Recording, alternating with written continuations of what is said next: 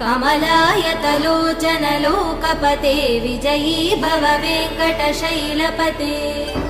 सचतुर्मुख षण्मुख पञ्चमुख प्रमुखाखिल दैवतमौलिमणे शरणागत वत्सल सारनिधे परिपालय मां वृषशैलपते